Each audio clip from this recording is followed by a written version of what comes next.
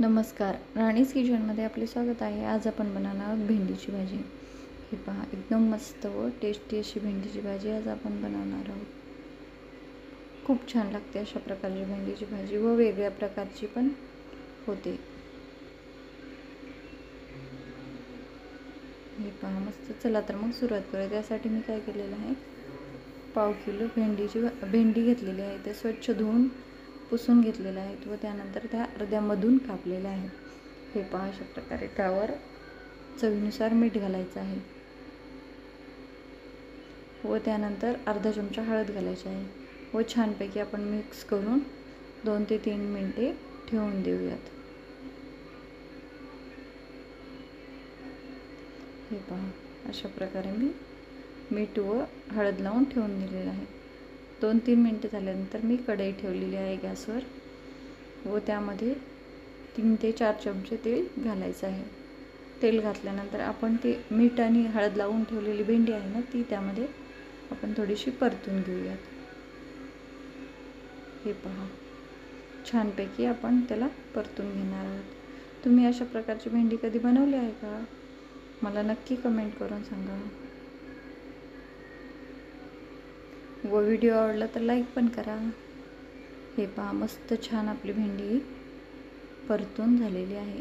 हे पहा, तेलात एकदम छान, मिठामुळे एकदम टेस्टी लागते। आपण छानपैकी परतून झाली की भेंडीही काढून घेऊयात। हे पहा, मी 4 ते 5 मिनिटे मीडियम गॅसवर ही भेंडी छानपैकी परतून घेतलेली आहे।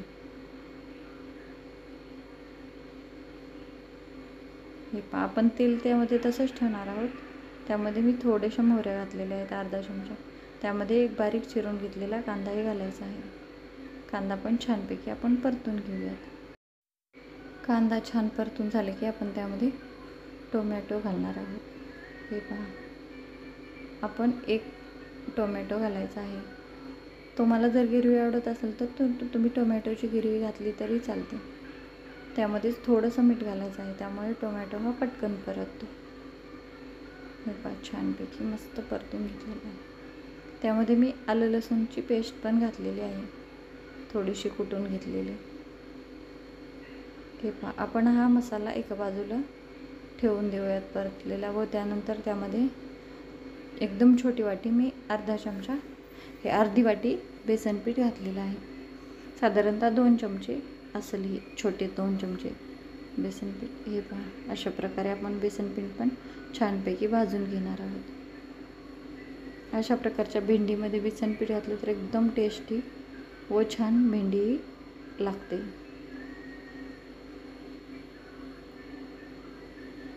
हे पहा, अशा प्रकारे मी त्याला छानपैकी परतून घेतलेलं आहे। छान परतून झालं की आपण त्यामध्ये मसाले घालूयात। तुम्हाला जे मसाले कोणतेही आवडतात ते तुम्ही घालू शकता।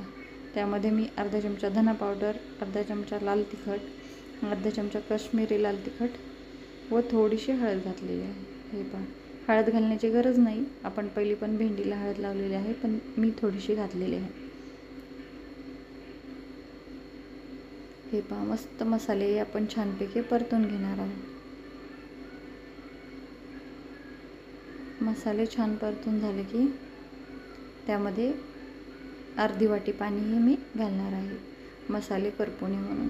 छानपैकी आपण आता परतून घेऊयात। खूप छान टेस्टी अशा प्रकारची भेंडीही लागते व वेगळी पण होते। तुम्ही डब्याला देऊ शकता किंवा रात्रीच्या जेवणातही अशा प्रकारची भेंडीही बनवू शकता। हे पहा, मी आणखीन 1 वाटी पाणीही घातलेलं आहे। आपण छानपैकी पाणी आता उकळी येऊन देऊयात व त्यानंतर हे पहा, अशा प्रकारे मी पाण्याला उकळी येऊन देऊन थोडंसं पाणी आटलं की आपण त्यामध्ये भेंडी घालणार आहोत। पाणी जर तुम्हाला आवडत नसेल तर तुम्ही नाही घातले तरीही चालतं। हे पहा, अशा प्रकारे एकदम टेस्टी ही भाजी झाली होती।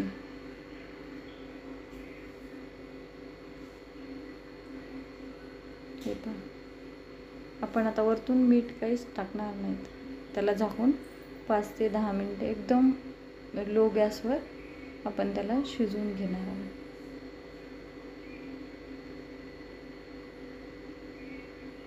हे पहा, 5 ते 7 मिनटे झालेली आहेत. त्यानंतर मी झाकण काढलेलं आहे.